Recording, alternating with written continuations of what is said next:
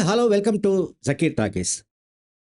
News presenter స్వేచ్ఛ ఆత్మహత్యకు సంబంధించిన కేసులో ఆ కేసు అనేక మలుపులు తిరుగుతోంది. ఇందులో కీలకమైన పాయింట్ ఏంటంటే, ఈ కేసులో నిందితుడిగా ఉన్న అంటే ఈ కేసుకు కారణమైన అంటే స్వేచ్ఛ మరణానికి కారకుడుగా భావిస్తున్న పూర్ణచంద్ర నాయక్‌కు కామాంధుడని తేలిపోయింది. ఎట్లా తేలిపోయిందంటే, పోలీసులే చెబుతున్న కథనం ప్రకారం అతను తన వాంగ్మూలంలోనే కొన్ని విషయాలు చెప్పాడు ఇంట్రాగేషన్‌లో. నాకు 15 ఏళ్లుగా స్వేచ్ఛ పరిచయం ఉందని చెప్పాడు. ఇంకా చాలా విషయాలు చెప్పాడు. తనకు ఆల్రెడీ వివాహం అయిందని చెప్పాడు. తనకు పిల్లలున్నారని చెప్పాడు. ఇంకా చాలా విషయాలు చెప్పుకుంటూ వచ్చాడు. అండ్ కామాంధుడనే పాయింట్ ఎక్కడొచ్చిందంటే, పోలీసులు ఇన్వెస్టిగేషన్‌లో భాగంగా స్వేచ్ఛ కూతురు అరణ్యను ప్రశ్నించారు. అరణ్య వయస్సు 13 ఏళ్ళు. అరణ్య చెప్పిందేంటంటే, నన్ను కూడా నా శరీరాన్ని కూడా తరచూ తాకుతుండేవాడు.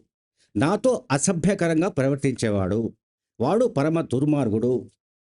పచ్చి ఈ రకమైన కామెంట్స్ ఆమె చేసింది. ఎవరు? అరణ్య చాలా ధైర్యంగా పోలీసులకు తెలిపింది. పోలీసులు ఆ విషయాన్నే మీడియాకు గూడా తెలిపారు. సో, దీంతో ఈ పూర్ణచంద్ర నాయక్ అనే వ్యక్తి పైన బీఆర్ఎస్ పార్టీకి సంబంధించిన కార్యకర్త పూర్ణచంద్ర నాయక్ పైన పోక్సో చట్టం కింద కేసు నమోదు చేసి 14 రోజుల పాటు జ్యుడిషియల్ కస్టడీకి పంపించారు. మెజిస్ట్రేట్ పంపించారు. సో, ఇక ఇప్పుడు స్వప్న అనే క్యారెక్టర్ ఎంటర్ అయింది మళ్ళీ. స్వప్న. ఈ స్వప్న ఎవరంటే పూర్ణచంద్ర నాయక్ మొదటి భార్య. అతనికి ఇంకా బయట ఇంకా ఏ రకాలుగా వివాహేతర సంబంధాలున్నాయి ఏమిటది అదొక వేరే పెద్ద సబ్జెక్ట్ అది. ఈ స్వప్న అనే మహిళ అంటే పూర్ణచంద్ర నాయక్ భార్యగా చెప్పుకుంటున్న స్వప్న మాట్లాడింది ఏంటంటే, ఆమె ఒక వీడియో విడుదల చేసింది. నా భర్త మంచివాడు. నా భర్త నిర్దోషి. నా భర్తకు అన్యం పుణ్యం తెలియదు. స్వేచ్ఛతో సహజీవనం చేస్తున్న సంగతి తెలిసి తాను అతన్ని చాలాసార్లు హెచ్చరించాను. అయినా వినలేదు. ఆ తర్వాత నేను వదిలేశాను అని కూడా చెప్తుంది. తాను వదిలేశానని చెప్తోంది. అదే సమయంలో నేను అతని కోసం గట్టిగా పోరాడతానని చెప్తోంది. నా భర్త కోసం న్యాయ పోరాటం చేస్తానని కూడా ఆమె చెప్తోంది. ఇక్కడ పూర్ణచంద్ర నాయక్ మంచివాడని చెప్తోంది. నిర్దోషి అని చెప్తోంది. మళ్ళీ స్వేచ్ఛతో సహజీవనంతో ఉన్న సంగతి తెలుసని చెప్తోంది. స్వేచ్ఛతో సహజీవనం కారణంగా తాను డిప్రెషన్‌లోకి వెళ్ళిపోతే తనకు కొంత అంటే మంచి గాలి లేకపోతే ఒక రకమైన డిప్రెషన్ నుంచి తనను బయటకు తీసుకురావడం కోసం కాశీకి తీసుకువెళ్ళాడని కూడా చెబుతోంది. ఇంకా చాలా విషయాలు చెప్తోంది. తర్వాత ఈ అరణ్య ఏవైతే ఆరోపణలు చేసిందో వాటిని ఆమె ఖండిస్తోంది. నా భర్త అటువంటి వాడు కాదు. నా భర్త అంటే అరణ్య ఏదైతే ఆరోపణలు చేసిందో స్వేచ్ఛ కూతురు అరణ్య ఏవైతే ఆరోపణలు చేసిందో ఆ ఆరోపణలు అన్నీ కూడా అసత్యం. కావాలని ఎవరో ఆమెతో ఇట్లా చెప్పిస్తున్నారు. నా భర్త అటువంటి వాడు కాదని చెప్తోంది. ఒకటేమో నేను వదిలేశా అంటోంది. ఇంకొకటేమో నా భర్త అంటోంది. ఇంకొకటేమో అతని కోసం న్యాయ పోరాటం చేస్తా అంటోంది. దీనికంతటికి ఏంటంటే మూలం ఎక్కడుందంటే ఉమ్మడి ఆదిలాబాద్ జిల్లాలో దాదాపు 75 కోట్ల విలువ కలిగిన భూమి ఉంది.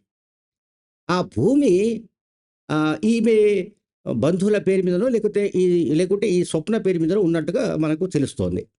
ఈ కారణంగానే ఆ పర్టిక్యులర్ ఆస్తి పోగొట్టుకోకుండా ఆ ఆస్తిని దక్కించుకునే భాగంలోనే స్వప్న ఇటువంటి కామెంట్స్ చేస్తున్నట్టుగా తెలుస్తోంది. ఒకవైపు అతను వివాహ బంధంలో ఉంటూనే మరోవైపు స్వేచ్ఛ అనే న్యూస్ ప్రెజెంటర్‌తో సహజీవనం చేస్తున్నాడని తెలిసి కూడా అప్పటికే స్వేచ్ఛకు ఒక పాప కూడా ఉంది. అంతకుముందు పెళ్ళైన భర్తతో.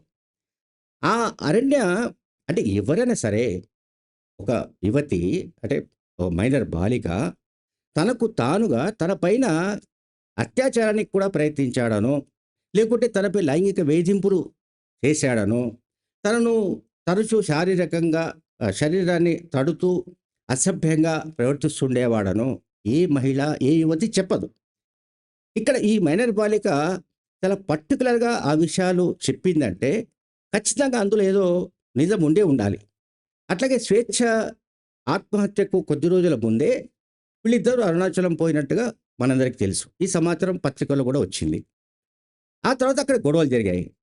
తనను పెళ్లి చేసుకోమని ఆమె అతన్ని అడిగింది. తను పెళ్లి చేసుకోవడానికి నిరాకరించాడు. ఆమె మనస్తాపానికి గురైంది. ఆ తర్వాత సీన్ కట్ చేస్తే తనకు పెద్ద ఎత్తున రాజకీయమైన సంబంధాలున్నాయి. నేను ఎర్రవెల్లి ఫార్మ్ హౌస్‌లో నాకొక ఆహ్, మాజీ ఎంపీ దగ్గర నేను పనిచేస్తున్నాను. నాకు చాలా పరపతి ఉంది. నన్ను ఎవరు ఏమి చేయలేరు, ఎవరేం పీక్కోలేరని కూడా స్వేచ్ఛను బెదిరించినట్టుగా తెలుస్తోంది. వీటన్నిటి కారణాల వల్లనే ఆమె ఆత్మహత్య చేసుకున్నట్టుగా తెలుస్తోంది. ఆత్మహత్య చేసుకునే విధంగా ఇతని ప్రవర్తన, ఇతను ఆ రకంగా ఆమెను పురికొల్పినట్టుగా కూడా మనకు స్పష్టంగా అర్థమవుతోంది. Thank you very much.